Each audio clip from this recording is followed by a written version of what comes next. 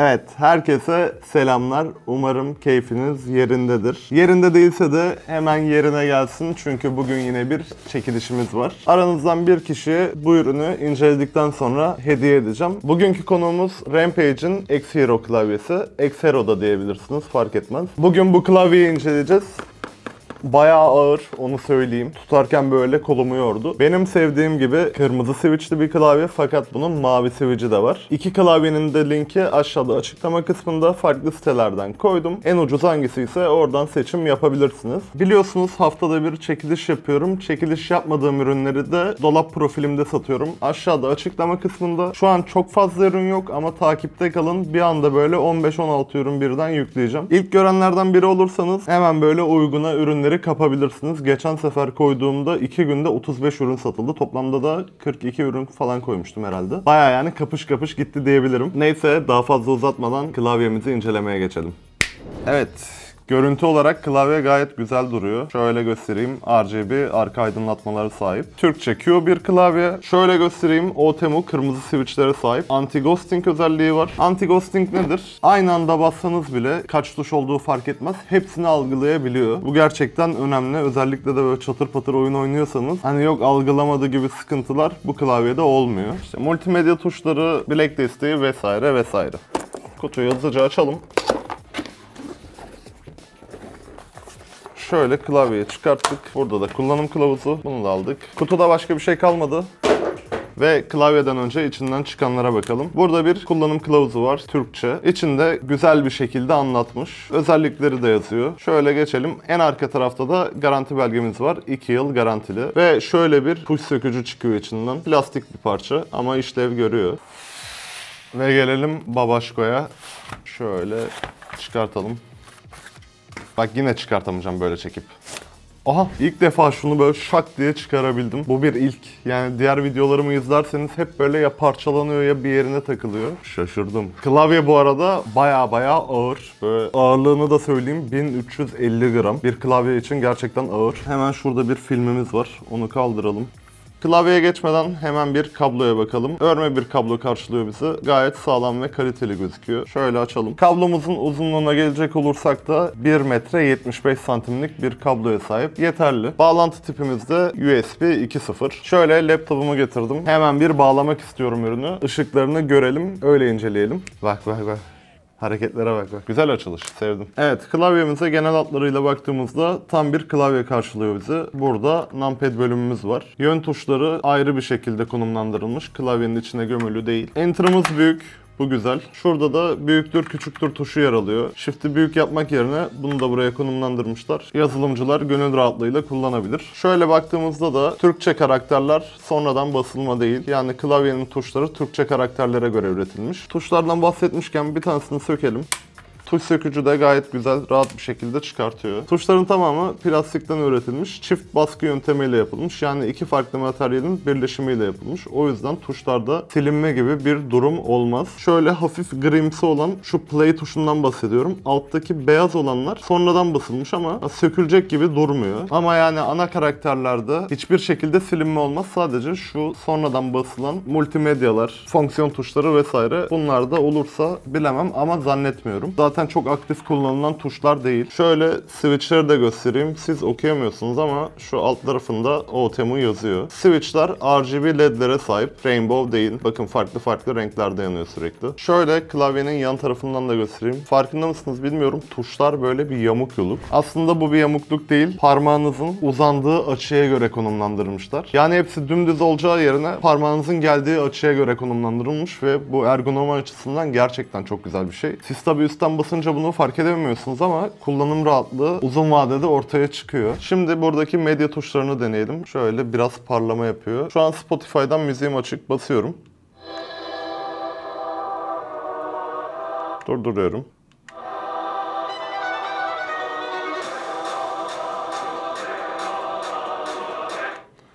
Gayet güzel. Allah! Neyse dur. Bir sonraki müziğe geçelim. Bir daha basıyorum. Bir daha basıyorum.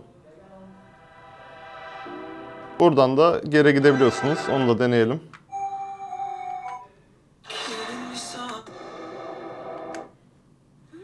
Gayet güzel.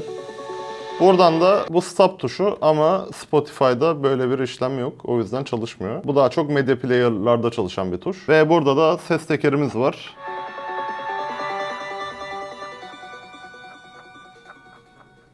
Gayet güzel çalışıyor.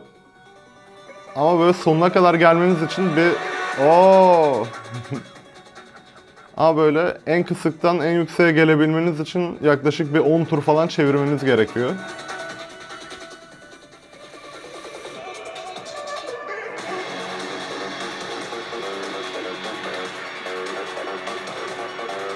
Burada da oyun modlarımız var. Kısa yol olarak 5 tane tuş yerleştirmişler ekstradan. M1, burada yön tuşları yanıyor. Burada M2 var, M3, M4 ve M5. Farklı oyun tiplerine göre istediğinizi seçebilirsiniz. Siz de kendiniz oluşturabiliyorsunuz. Şöyle göstereyim. Escape aynı zamanda bir kayıt tuşu. Fn artı Escape yaptım. Bakın. İstediğim gibi kontrol edebiliyorum. Bastığım tuşlar sönüyor. Sönükken bastığımda da yanıyor. İstediğim şekilde yapacağım. Böyle bir şey oluşturdum. Fn artı Escape dediğimde sabit bir şekilde kalıyor. Gerçekten çok kolay olmuş kullanımı ve 5'ini de kontrol edebiliyorsunuz ve aralarında geçiş yapabiliyorsunuz. Tam bir oyuncu klavyesi olmuş bu açıkçası. Evet, devam edelim. Şurada kırmızı bir çizgi var, görüyorsunuz. Burası açılabiliyor ve telefonunuzu koyabiliyorsunuz. Bu gerçekten güzel olmuş. İşiniz bittiğinde de bu şekilde kapatabilirsiniz. Ve benim telefonum boyut olarak bayağı büyük. Ona rağmen cuk oturdu, hatta biraz daha boşluk kaldı. Yani her boyutta telefona uyumlu diyebilirim. Şöyle bir arkasına da bakalım. Yine arkası ABS plastik. Şöyle açtığımızda kademesiz 2 tane ayağımız var. Uçlarında kauçuk kullanılmış. Bu da kaymasını engeller. Hemen deniyoruz. Gayet sağlam duruyor. Çevredeki ışıkları kapatıyorum. Daha iyi görelim klavyenin ışıklarını. Hafiften sol taraftan bir ışık bıraktım. Klavyeyi de net görelim. Baksana şuna ya. Hemen yan tarafını da göstereyim. Bakın burada bir şeridimiz var. Bunu da ayarlayabiliyoruz. Hatta direkt efektlerimize geçelim. Evet, öncelikle burada bir dalga modumuz var. Şu an çok hızlı. Hemen yavaşlatalım. Bu yavaş hali, hızlandırıyorum. Fn artı soru işaretine bastığınızda kademe kademe yavaşlıyor. Fn artı alttan çizgiye bastığınızda da hızlanıyor. Efekt kontrollerini yaptığınız tuşlar çok tuhaf yerlere atanmış. Bayağı garibime gitti bu benim. Burada parlaklığı arttırıp kısabiliyorsunuz da. Kısalım biraz parlaklığı. Bakın kademe kademe. Parlaklık işlemlerini de page down ve page up'tan yapıyoruz. Fn artı end'e tıkladığınızda end. Fn tuşunu kilitliyor. Tabii ki bu efektlerin rengini de değiştirebiliyoruz. Fn artı yukarı ve aşağı tuşlarını kullanarak renkler arası geçiş yapabiliyoruz. Geçelim. Her efekt için geçerli bu. Şimdi efektleri değiştirelim. Fn artı F9. Hızlıca geçiyorum. Tam Razer modu bu. Geçtik. Yavaşlatalım bakalım. Hızlandıralım. Devam. Bu da Rainbow modu. Her sırayı ayrı renkte yapmışlar. Geçtik. Hoppa, yılan. Burada da böyle yumuşak geçişlerin olduğu bir mod var. Renkler sürekli değişiyor. Bunu yavaşlatabiliyor muyuz? Hızlandıralım. Sanırım bunda olmuyor. Geçtik. Bu da breath efekti. Nefes modu. Bu statik. En sevdiğim. Bastığınız tuştan itibaren tüm klavye yanıyor. Geçtik. Bu da bastığınız tuşu yakıyor. Bastığınız satırı yakıyor. Devam. Yine en başa döndük. Toplamda 14 tane farklı efektimiz var. Şimdi bir de yan taraftaki ışıkları değiştirmeyi göstermek istiyorum sizlere. Fn artı print screen tuşuna basıyoruz. Şöyle yan tutayım. Şu an kapalı konumda. Ben teker teker değiştireceğim. Şöyle statik bir mod var. Böyle renkler arası geçiş yapabiliyorsunuz. Fn artı insert yaptığınızda da hareketli modlar geliyor. Mesela bunun gibi. Güzelmiş bu bak. Ve isterseniz kapatabiliyorsunuz da. Evet, şimdi bir de ses testi yapalım. Ardından bir oyun oynayacağız. Sonra da kapanışa geçiyoruz.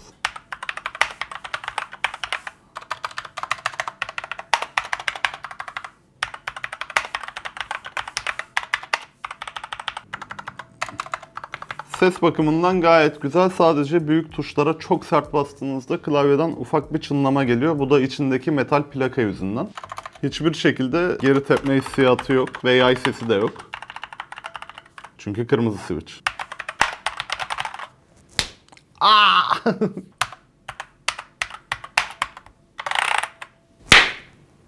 Elimdeki, parmağımın üstündeki yarayı patlattım şu an. Oyun testine geçmeden hemen çekiliş koşullarından bahsedeyim. Yapmanız gereken ilk şey YouTube kanalıma abone olmak ve bildirimleri açmak. İkincisi Instagram hesabımı takip etmek. Üçüncüsü de bu videonun altına Instagram hesap adınızı yazmanız ve sonuna çocukluğunuzda veya hali hazırda en çok sevdiğiniz çizgi filmi yazarsanız işlem tamam olacak. Tekrarlıyorum, her videomda söylüyorum ama link olarak bırakmayın Instagram adresinizi. Kullanıcı adınızı yazmanız yeterli. Bir de en sevdiğiniz çizgi film karakteri. Atıyorum işte Mert Bayan Temur, sonuna da işte Tom ve Jerry gibi. Bu bir örnekti. Bunları yaptığınızda çekilişi tamamlamış oluyorsunuz. YouTube canlı yayında yapıyorum çekilişleri. O yüzden bildirimleri açın ki çekiliş sonuçlarını kaçırmayın. Şurada da Telegram'ım çıkacak. Onu da takip ederseniz sevinirim. Bu bir çekiliş koşulu değil ama güzel kampanyalar ve indirimler paylaşıyorum. Aşağı açıklamada da Telegram linkini bulabilirsiniz. Hadi şimdi oyun testine geçelim. Vandal'ı aldık. Aa gel.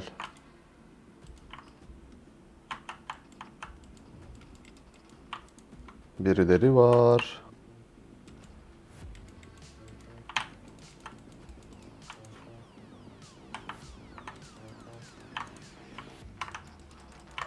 Aman yarabbi. Ya 3'te 3 müsün ya? Hoppa. Aa yandan yedik. Oo manyağa bak nasıl sıktı. Gel. Ah.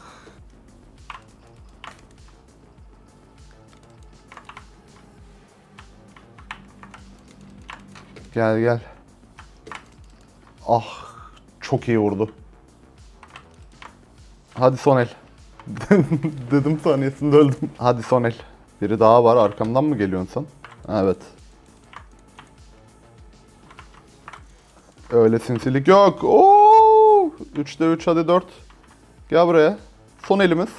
4'te 4 hadi 5. Neredesin oğlum? Gel dayı. Hadi bak. 5'te 5 yapalım. Kutlamayı yapalım hadi. Ah be adam yok adam. Fena çatışıyorlar burada. Arkamda. Gel.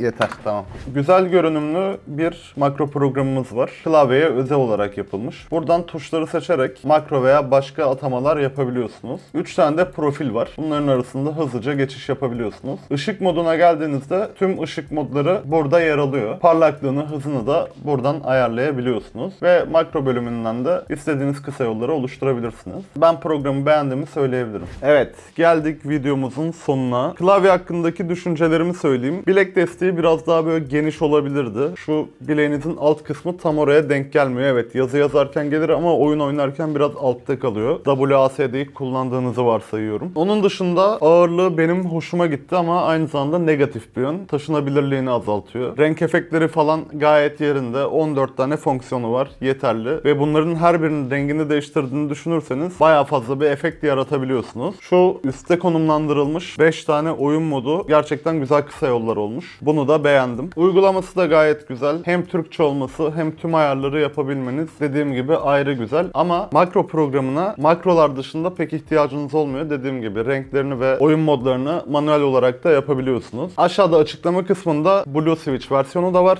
Kaçıyorum artık ben. Kendinize çok iyi bakın. Hoşça kalın. Bay bay.